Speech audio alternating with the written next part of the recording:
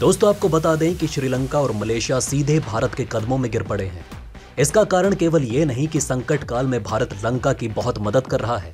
सच में इसकी तो कोई दूसरी ही वजह है जो आज हम सबको हैरान करके रख देगी।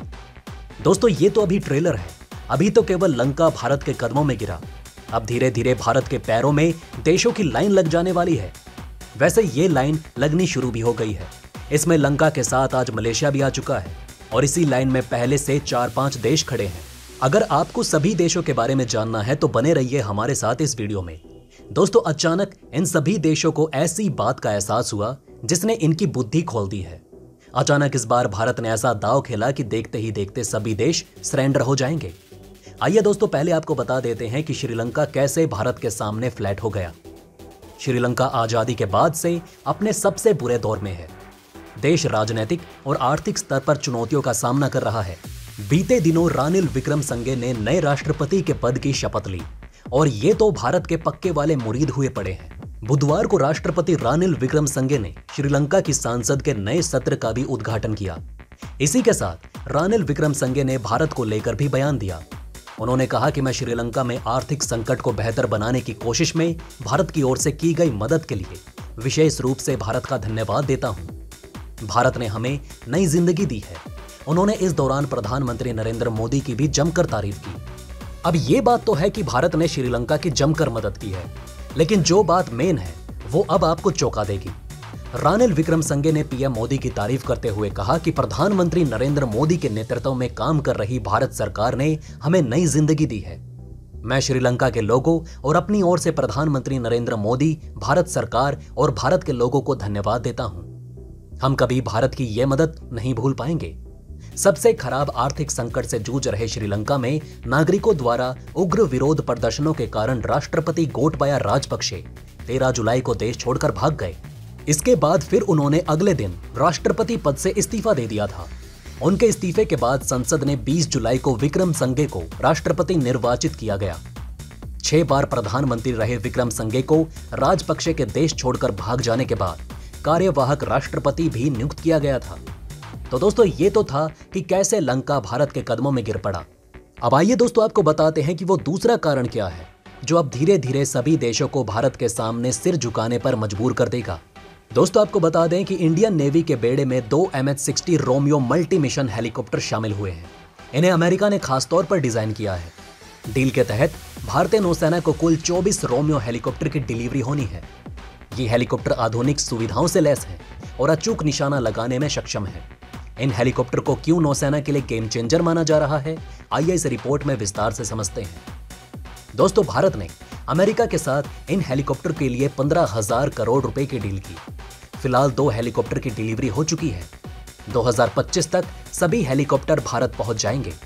अत्याधुनिक मिशन सक्षम प्लेटफॉर्म को शामिल करने से भारतीय नौसेना की पनडुब्बी रोधी युद्ध क्षमता में काफी वृद्धि होगी।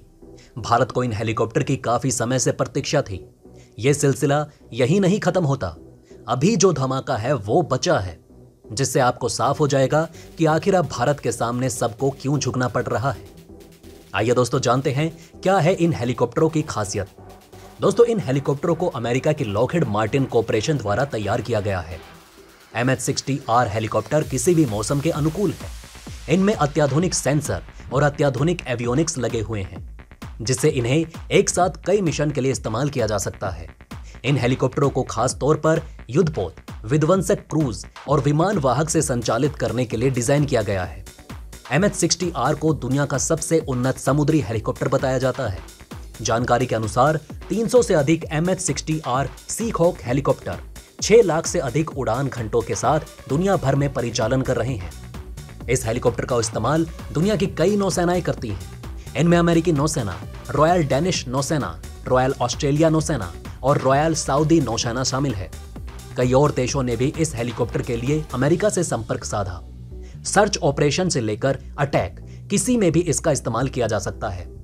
रोमियो हेलीकॉप्टरों में सतह विरोधी क्षमता भी होती है, जिसका अर्थ है कि ये सतह के खतरों का पता लगाने और दुश्मन के जहाजों के खिलाफ भी कार्यवाही करने में सक्षम होंगे। ये हेलीकॉप्टर पनडुब्बियों पर नजर रखने और उनसे जुड़ने, खोज और बचाव कार्य, रसद सहायता, कार्मिक परिवहन, चिकित्सा निकासी और निगरानी सहित कई कार्य कर सकते हैं। दोस्तों, ये तो भारत के भौकाल का एक छोटा सा पार्ट था। अब आइए आपके सवाल से असली जवाब पर आपको ले चलते हैं और बताते हैं कि भारत के सामने इन सभी देशों के झुकने का कारण क्या है। दोस्तों, आपको बता दें कि भारत ने अपने ही देश में निर्मित ब्रह्मोस मिसाइल को बाहर बेचना शुरू कर दिया है। हथियारों के अंतर्राष्ट्रीय बाजार में भारत अब एक खरीदार के तौर पर नहीं, बल्कि एक बड़े खिलाड़ी के तौर पर उतर रहा है। फिलीपींस को ब्रह्मोस बेचने के बाद अब भारत ने म्यांमार को यह घातक मिसाइल देने का फैसला किया। रूसी समाचार एजेंसी ताश ने दी जानकारी। दोस्तों, रूसी समाचार एजेंसी ताश द्वारा 2 अगस्त 2022 को प्रकाशित जानकारी के अनुसार म्यांमार रूसी भारतीय BrahMos supersonic anti cruise ship missile खरीदना चाहता है, जिसका निर्माण दोनों देशों के संयुक्त उद्यम ब्रह्मोस एरोस्पेस द्वारा किया जा रहा है। भारत ने एशिया में चीन के बढ़ते प्रभाव को रोकने के लिए ब्रह्मोस सुपरसोनिक क्रूज मिसाइल बेचने का फैसला किया। ब्रह्मोस एक सुपरसोनिक क्रूज मिसाइल है जो ब्रह्मोस एरोस्पेस द्वारा निर्मित है। इसे भारतीय रक्षा अनुसंधान और विकास संगठन के साथ साझेदारी के रूप में रूसी एनपीओ मशीनोस्ट्रोनिया द्वारा डिजाइन किया गया है। मिसाइल का पहला परीक्षण 2001 में हुआ था और आज इसके विभिन्न संस्करण भारतीय वायुसेना, नौसेना और सेना द्वारा संचालित किए जाते हैं। हाल ही में भारत ने फिलीपींस को ब्रह्मोस मिसाइल बेची। मीडिया रिपोर्ट के मुताबिक लगभग 3 दर्जन और देश भर से हथियार खरीद रहे हैं। इनमें से बहुत सारे देश वो हैं जिनका चीन के साथ विवाद चल रहा है। फिलीपींस भी इन देशों में शामिल है। भारत ने फिलीपींस के साथ लगभग $375 मिलियन का एक महत्वपूर्ण रक्षा समझौता किया, जिसके तहत फिलीपींस को भारत में बनी ब्रह्मोस मिसाइल दी जाएगी। इससे पहले इंडोनेशिया ने भी भारत से ब्रह्मोस खरीदने की दिलचस्पी दिखाई थी।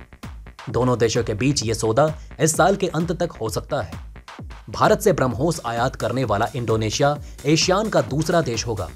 2018 में सबसे पहले ये रिपोर्ट आई थी कि इंडोनेशिया भारत से ब्रह्मोस खरीदने को इच्छुक है। जनवरी 2018 में नई दिल्ली में एशियान समिट के दौरान एशियान देशों ने भारत से ब्रह्मोस और आकाश मिसाइल खरीदने की इच्छा जताई थी। ब्रह्मोस भारत और रूस के द्वारा विकसित की गई दुनिया की सबसे तेज और सबसे घातक क्रूज मिसाइल है। आखिर इसे कौन नहीं लेना चाहेगा। ब्रह्मोस मिसाइल तीनों ही विंगों में शामिल है। वायुसेना ने अपने सुखोई 30 लड़ाकू विमानों में से करीब 40 को ब्रह्मोस से लैस किया है। युद्ध की स्थिति में यह मिसाइल दुश्मन के कैंप में भारी तबाही मचा सकती है। ब्रह्मोस को $3 करोड़ के बजट में तैयार किया गया। ब्रह्मोस बेचने के मामले में इंडोनेशिया के अलावा मलेशिया से भी भारत की बातचीत चल रही है। हालांकि ये बातचीत अभी शुरुआती चरण में है। तो दोस्तों, यही वजह थी जिसने आज भारत के सामने सबको झुकने पर मजबूर कर दिया और अब धीरे धीरे बड़े बड़े तुर्रम खां देश भी इस लाइन में लगने वाले हैं। तो दोस्तों, अब आप हमें कमेंट सेक्शन में बताइएगा कि क्या ये बातें आपको पहले से पता थी। अगर नहीं तो इनमें से कौन सी बात आपको सबसे ज्यादा इंटरेस्टिंग लगी, और कमेंट बॉक्स में जय हिंद लिखना ना भूलेगा। तो दोस्तों, हमारे इस वीडियो में हमने आपको बहुत सी बातें बताने की कोशिश की। अगर आपको हमारी ये कोशिश अच्छी लगी हो तो प्लीज लाइक करें इस वीडियो को, और इसी तरह की और जानकारी पाने के लिए सब्सक्राइब करें हमारे चैनल को। जितना हो सके इस वीडियो को शेयर करना ना भूलें। धन्यवाद।